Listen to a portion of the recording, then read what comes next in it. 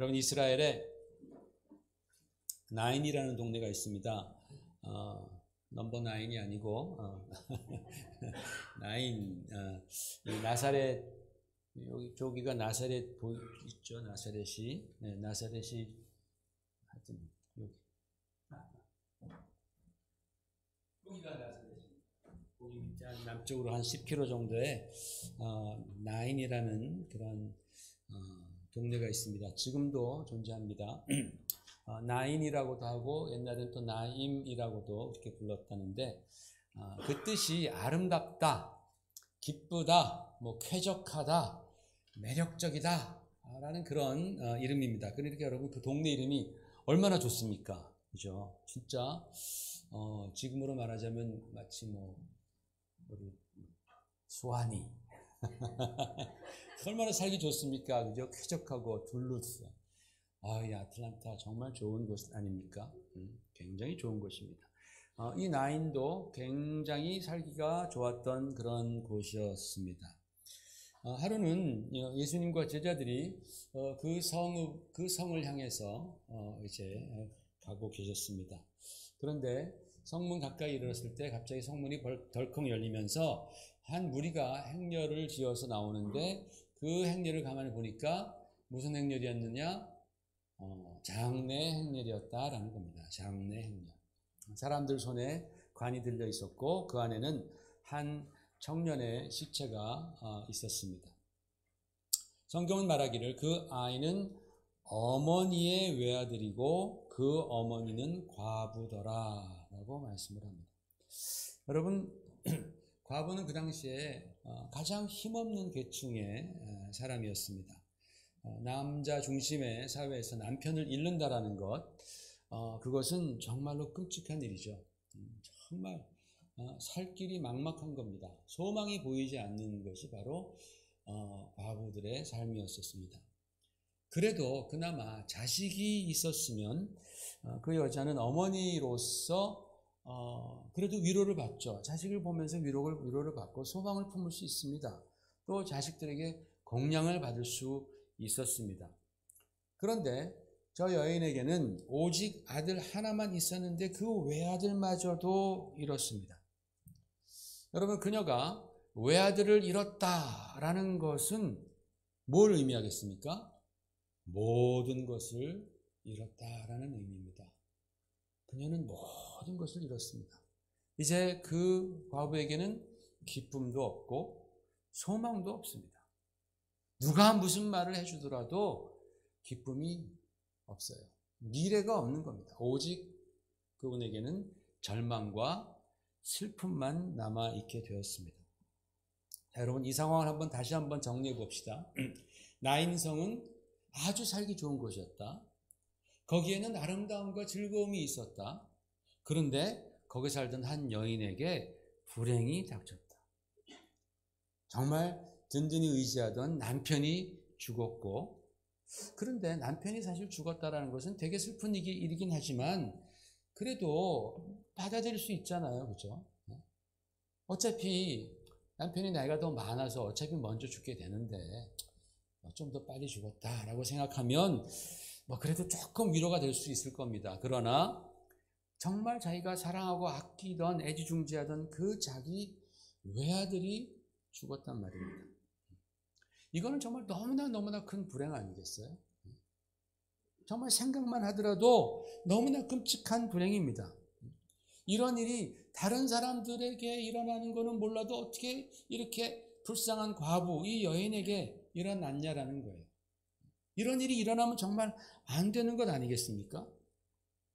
그런데 그런 참담한 불행스러운 일이 일어나 버린 거예요. 그 여인에게 일어났습니다. 어디서 일어났다고요? 아주 아름답고 기쁘고 쾌적한 도시 나인이라는 곳에서 일어났습니다. 여러분, 이것이 바로 저와 여러분이 살고 있는 이 세상의 현실이다라는 것을 성경은 말씀하고 있어요. 여러분, 우리가 사는 세상이 얼마나 참 아름답습니까? 세상이 얼마나 매력적입니까? 얼마나 많은 그런 화려한 것들이 존재합니까? 그래서 사람들은 이 세상에 소망을 둡니다. 여기서 기쁨을 얻고 여기서 행복을 찾으려고 힘씁니다. 마치 이곳에서 천년 만년 살 것처럼 이 세상에다가 온 힘을 다 쏟아붓습니다. 그런데 여러분, 이 세상은 정말로 우리를 배신하기 일쑤입니다. 남편을 앗아가기도 하고, 재물을 빼앗아가기도 하고, 또 건강을 빼앗아가기도 하고, 직장을 잃게도 만들고, 때로는 엄마를, 때로는 자식을 빼앗아 갑니다. 그것이 바로 우리가 사는 이 세상이다라는 거예요. 사람들이 그 과부의 아들의 그 시체를 메고 나옵니다. 그런데 여러분 잘 생각해 보십시오. 사람들이 여기 나오는, 조금 전에 한번 보세요. 그림을. 뒤에 그림으로 왜 안 갔죠? 네. 예. 사람들이 저 과부의 아들의 시체를 데리고 나오지만은, 오늘은 바로 이 과부의 아들의 시체를 데리고 나오지만은, 다음 주에 내 아내, 내 자식을 바로 저 관에 메고 나올 줄 누가 알겠습니까? 아니, 어쩌면 자기 자신이 저 관의 주인이 될지 아무도 모른다라는 거예요. 지금은 저 아들의 시체를 가지고 나오지만, 다음 주는 또는 한 달 후는 자기 딸의 시신을 가지고 나올 수도 있다라는 거예요. 아무도 몰라요, 그것을. 저런 불행한 일이 그 여인에게 닥쳤다면은 나에게도 저 불행한 일은 언제든지 얼마든지 닥칠 수 있습니다.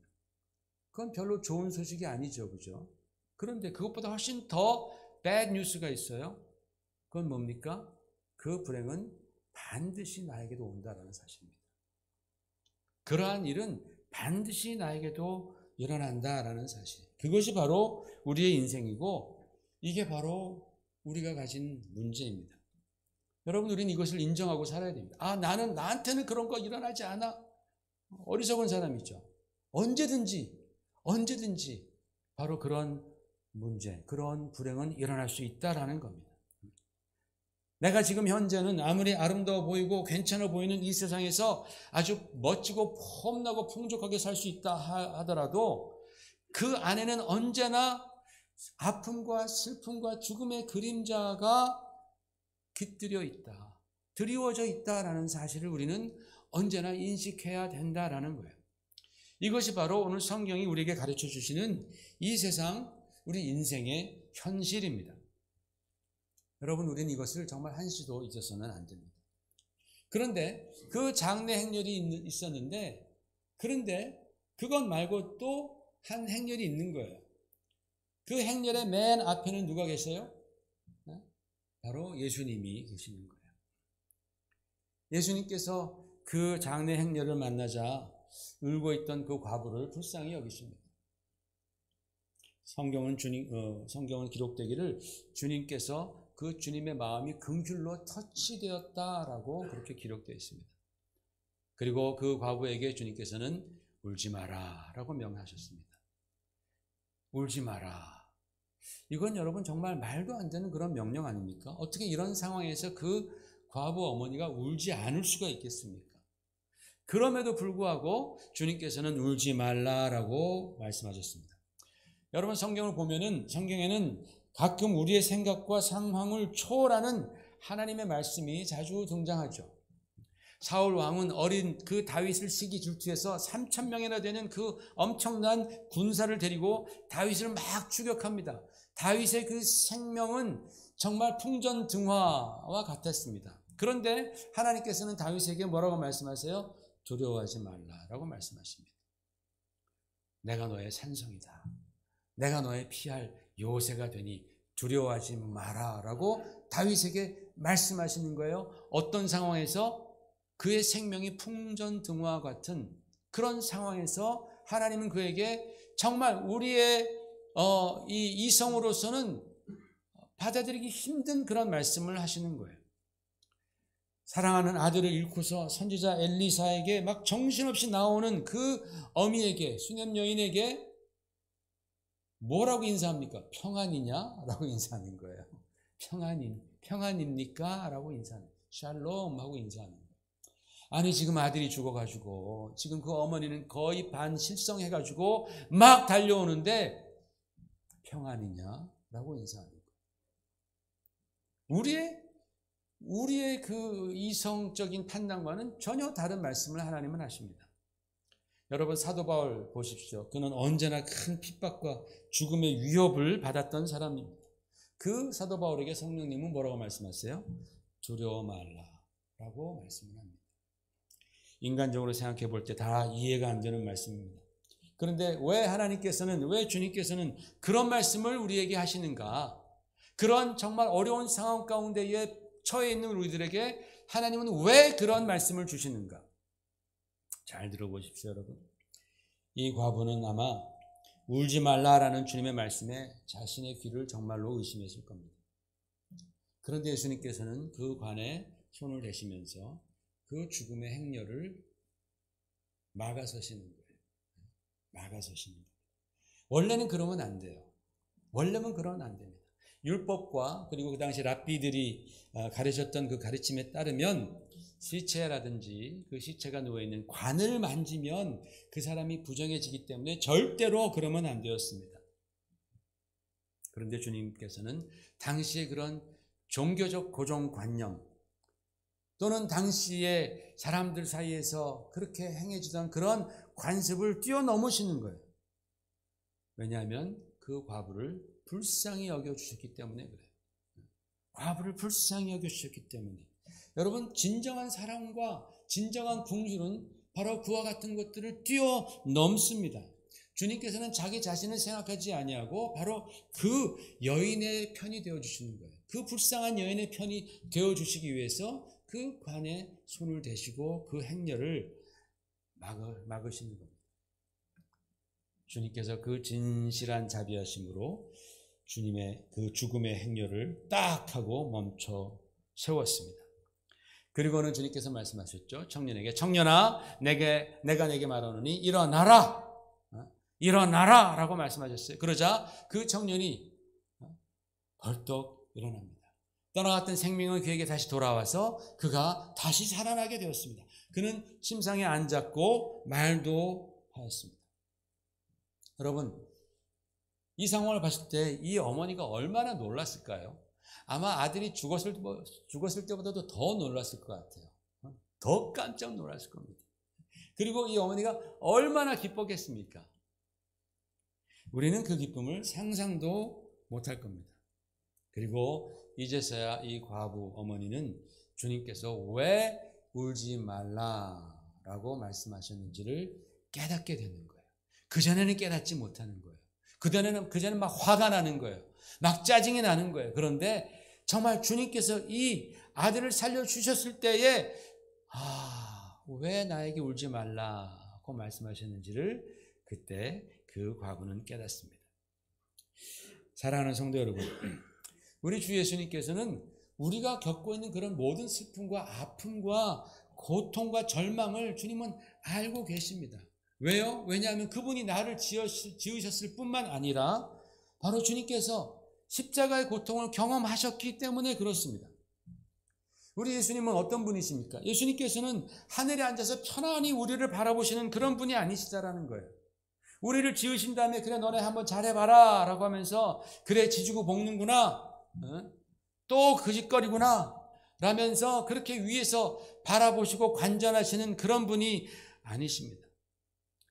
예수님께서는 하나님의 아들이심에도 불구하고 인간의 그 모든 죄악과 고통과 절망을 안고 우리 대신에 십자가를 지시기 위해서 이 땅에 오신 우리를 사랑하시는 하나님이시다라는 것이죠. 그 예수님의 사랑과 긍휼이 정말 모든 것을 뛰어넘어서 저와 여러분에게로 향하고 계신 거예요.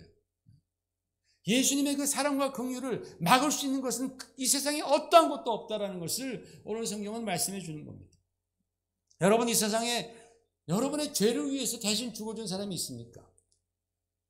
여러분이 이 세상에서 여러분이 받아야 할 그 저주, 죄로 말미암은 그 저주와 불행을 대신 짊어진 분이 이 세상에 계십니까? 내가 아픈 것을 대신해서 아파주는 사람도 없습니다. 아무리 내 자식이라 할지라도 그가 아플 때 내가 대신해서 아파줄 수 없다라는 거예요. 그런데 성경은 예수님께서 이 땅에 오시기 700년 전에 이사야라는 선지자를 통해서 예언하기를 이렇게 예언했습니다. 같이 읽어보겠습니다. 그가 찔림은 우리의 허물을 인하며 그가 상함은 우리의 죄악을 때문이라. 그가 징계를 받음으로 우리가 평화를 누리고 그가 채찍에 맞음으로 우리가 나음을 입었다. 여기 우리 대신에 나로 한번 바꿔서 다시 한번 읽어봐요. 시작. 그가 찔림은 나의 허물을 인하며 그가 상함은 나의 죄악 때문이라. 그가 징계를 받음으로 내가 평화를 누리고 그가 채찍에 맞음으로 내가 나음을 입었도다. 할렐루야. 아멘. 예수님이 이 땅에 오시기 700년 전에 하나님은 이사야 선지자를 통해서 예수님이 이 땅에 오셔서 무엇을 하실지에 대해서 분명하게 구체적으로 말씀해 주셨는데, 그것이 바로 나를 위해서 내가 져야 할 저주, 내가 져야 할 죽음, 내가 져야 할 병마를 주님께서 다 짊어지시고 십자가에 돌아가셨다. 그럴 것이다 라고 성경은 그렇게 예언하고 있습니다. 예수님께서 나를 죄에서 구원하시고 나를 저주에서 해방해 주시기 위해서 친히 내 죄와 내 저주를 담당하셨습니다. 그리고 우리 주님께서는 약속대로 사흘 만에 부활하셔서 모든 저주와 불행을 이기시는 승리의 주가 되셨습니다. 부활하셔서 주님은 승리자가 되셨다는 거예요. 그렇기 때문에 여러분, 예수님만이 우리 인생의 모든 슬픔과 모든 아픔과 모든 절망을 이기게 하시는 분이다라는 거예요. 주님만이 그럴 수 있다라는 거예요. 심지어도 주님은 죽음까지도 이기게 하시는 분이십니다. 여러분, 오늘 이 본문을 가지고 우리가 영화를 한번 만든다라고 가정을 해보십시다. 아마 이런 영상이 나올 겁니다. 저기 나인성, 아름다운 마을이 있습니다. 거기에서 죽음의 행렬이 나오고 있습니다. 그 죽음의 행렬은 이번뿐만이 아니라 계속적으로 나오는 거예요. 오늘도 나오고 다음 주도 나오고 지난 한 달 전에도 나왔고, 그 성에서는 죽음의 행렬이 계속적으로 나옵니다. 오늘은 진짜 참 운도 없는 어떤 과부의 외아들이 죽은 그런 이야기입니다. 그러나 사실은 그 성 안에 있는 모든 사람들의 이야기가 바로 이 과부의 이야기다라는 거예요. 말씀드렸듯이, 왜냐하면 언젠가 그 아이처럼 그 문을 모두가 다 나올 것이기 때문입니다. 단지 시간 문제일 뿐이에요. 단지. 다 그들은 살아있지만 그러나 죽은 것과 다름없는 존재들입니다. 그런 장래 행렬이 나오는 거예요. 그런데 여기에 또 다른 한 행렬이 있습니다. 이 한 행렬은 저 행렬에 속하지 않은 행렬입니다. 그 행렬의 맨 앞에는 누가 계세요? 우리 예수님께서 계시는 거예요. 예수님께서 말씀하시기를 나는 길이요 진리요 생명이니 라고 말씀하셨잖아요. 나는 생명이라 말씀했습니다. 주님께서는 자신을 믿고 따르는 모든 사람들에게 영원한 생명을 주시는 그런 좋으신 분이십니다. 그러니까 이 주님의 행렬은 무슨 행렬이에요? 생명의 행렬입니다. 저 행렬은 무슨 행렬이에요? 그것은 사망의 행렬입니다. 죽음의 행렬입니다. 이 생명의 행렬 안에는 예수님을 따르는 제자들도 있고 또 많은 군중들도 그 행렬 안에 있었습니다. 여러분, 만일 저와 여러분이 저 시대에 살았더라면 저와 여러분도 저 생명의 행렬 가운데 있었겠죠. 그죠? 아멘.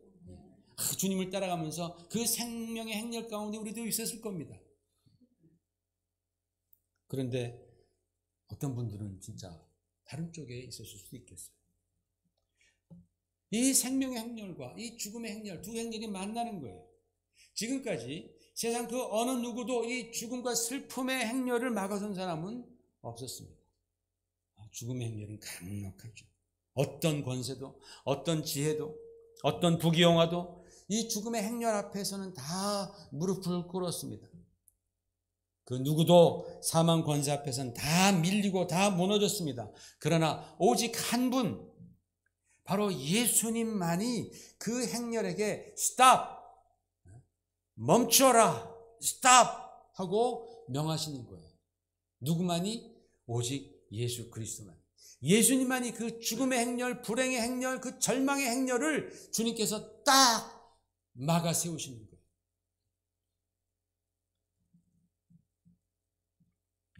그럴 때 영화를 보는 사람들은 긴장하는 거예요. 야, 저게 될까? 저렇게 막아 세우는데 아무도 지금까지 저 죽음의 행렬을 이긴 사람이 없는데 저게 될까? 긴장하는 거죠. 과연 누가 이길까? 죽음의 행렬이 그냥 저 예수의 행렬을 그냥 덮고 확 쓰고 갈까? 아니면 주님께서 그 죽음의 행렬을 막아 세우고 돌이킬 수 있을까? 관전 포인트가 바로 거기에 있는 거죠. 주님께서는 주저없이 그 청년에게 일어나라 라면서 그 청년을 일으켜 주십니다. 빛이 어두움을 이기듯이 우리 주님께서는 죽음을 이기셨습니다. 그 죽음의 행렬을 이 생명의 행렬이 흡수하는 거예요. 그냥 주님께서 착 앞서 가시니까 그 죽음과 저주와 불행과 슬픔의 행렬이 그 안으로 싹 흡수되면서 생명의 행렬로 변화되는 거죠. 그죠? 그래서 그 슬픔의 행렬은 기쁨과 축제로 변하는 겁니다. 불행이 행복으로 변하고 절망이 소망으로 변합니다. 누구 때문에? 예수님 때문에. 예수님 때문에. 예수님께서 그렇게 우리의 인생을 바꾸시는 줄로 믿습니다. 여러분, 우리는 다 정말 축복받은 사람들입니다. 왜냐하면 우리는 주님께서 머리이신 바로 이 교회, 즉 생명과 축복의 행렬 가운데 있기 때문에 그래요. 이게 바로 주님을 따르는 행렬 아닙니까? 교회라는 게. 그죠? 세상 바깥으로 불러낸 그 나인성에 속한 그런 행렬이 아니라 에클레시아라는 그 교회라는 말은 세상 밖으로 불러낸 교회라는 거예요. 우리가 세상에 있지만 그 세상에 속하지 않은 주님께 속한 이 행렬, 교회예요. 그게. 저와 여러분은 바로 그 생명의 행렬 가운데에 계시다라는 사실을 믿으시길 바랍니다, 여러분. 그리고 여러분 정말 감사하십시오. 기뻐하십시오. 나는 지금 생명의 행렬 가운데 있는데 마치 장래의 행렬 가운데 있는 것처럼 그렇게 우중충하게 살지 말라라는 거예요. 왜? 우리는 지금 기쁨의 행렬 가운데 있어. 잔치 행렬 가운데 있는 거예요. 우리 교회가 이번 주에 선교팀을 보냅니다. 다시 말씀드립니다. 우리 교회가 이번 주에 선교팀을 보내는 거예요. 개인이 가는 게 절대로 아닙니다. 우리 교회가, 큰사랑 교회가 힘을 합해서 시간과 물질과 모든 역량을 다 모아서 이 팀을 보내는 거예요. 아멘이시죠, 여러분? 우리가 그냥 혼자 가는 게 아닙니다. 여러분이 보내주시는 겁니다. 그렇기 때문에 우리 선교팀이 갈 때는 우리 온 교회가 같이 가는 거예요. 아멘? 여러분이 다 같이 가는 거예요. 그 선교에 다 참여하는 겁니다. 우리 교회가 그렇게 선교를 하는 이유는, 배낭에 가는 이유는 그 배낭에서 점점 더 이 죽음의 행렬이 거세지고 있기 때문에 그래요.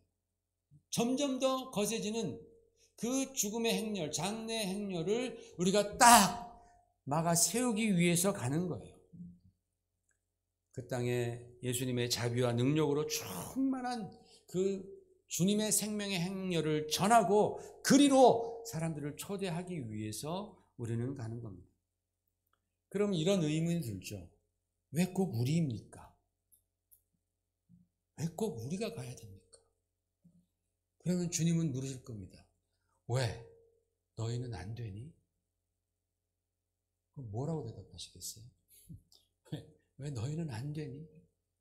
여러분, 지금 우리가 안 하면 누가 갈까요? 큰 교회가 갈까요? 그들은 큰데, 사람도 많은데, 물질도 많은데. 여러분, 이 근처에 있는 대부분의 큰 모든 교회들은요, 배낭이 어디에 붙어 있는지도 몰라요. 어디 붙어 있는지도 몰라요. 그래서 배낭 그러면, 그거 뭐 어느 식당에서 새로 시작한, 나는 물냉은 알고 비냉은 아는데 내가 배냉은 모르겠다. 뭐 이렇게 대답하는 사람 진짜 있을 거예요. 배냉 그러면 그래 무슨 뭐 냉면 일종인가? 그런 사람들한테 어떻게 배냉을 가라 그러겠습니까? 그렇죠? 성경은 말씀합니다. 주님께서 말씀하기를 내가 너희를 선택하여 불러 세웠노라 라고 말씀하는 거예요. 내가 너희를 선택하여 불러 세웠노라. 주님께서 우리 교회를 선택해서 이 사명을 주신 줄로 믿습니다. 아마 이 둘루스, 이 아틀란타 지역에 여러분처럼 배낭에 대해서 많이 아시는 분은 아마 없을 거예요. 물어보세요, 여러분. 아무나 붙잡고 물어보세요. 배낭 어디 붙었냐 그러면 물냉이야, 비냉이야 물어볼 거예요, 진짜. 여러분처럼 많이 하시는 분은 없습니다. 여러분, 우리가 특별히 가서 이제 전도를 하는 지역은, 전도 대회를 하는 지역은 부두교라고 또는 보두교라고 뱀을 섬기기도 하고 닭목을 쳐가지고 막 아주 주술을 하는 아주 굉장히 센 그 주술 지역의 본산지입니다. 하이티에 굉장히 부두가 많아요. 하이티에. 그런데 그 본산지가 바로 우리가 가서 전도할 바로 그 지역입니다. 그 시가 우이다라는 시인데 그 우이다에 있는 마을에 가서 하는 거예요. 그 우이다가 바로 부두교의 본산지입니다. 거기 가면 뭐 뱀 박물관도 있고 무슨 뭐 보두 박물관도 있고 본산지입니다. 굉장히 영적 어둠이 짙은 곳입니다. 왜 하나님께서 우리 같이 연약한 사람들을 글로 보내셨는지 잘 모르겠지만 가라시니까 가는 거죠. 그러나 여러분, 아무리 온 세상이 짙은 어둠으로 뒤덮여도 촛불 하나를 이길 수 없어요. 그죠? 진짜 촛불 하나 딱 켜면 끝나는 거잖아요. 비록 우리가 작은 촛불과 같지만 어둠은 절대로 우리를 이길 수 없습니다. 어둠은 절대로 빛을 이길 수 없습니다. 죽음의 행렬은 절대로 생명의 행렬을 이길 수 없습니다. 왜냐하면 그 생명의 행렬 맨 앞에 누가 계세요? 영원한 생명이신 예수 그리스도, 생명의 주인이신 빛이신 예수 그리스도가 계시기 때문입니다. 여러분, 우리가 정말 이 예수 그리스도의 빛, 생명의 빛으로 승리할 수 있도록 여러분 정말 우리를 위해서 기도해 주시고 또 우리가 승리의 소식을 전할 수 있도록 여러분 함께 해주시기를 주의 이름으로 축원을 드립니다. 할렐루야. 우리 같이 기도하겠습니다.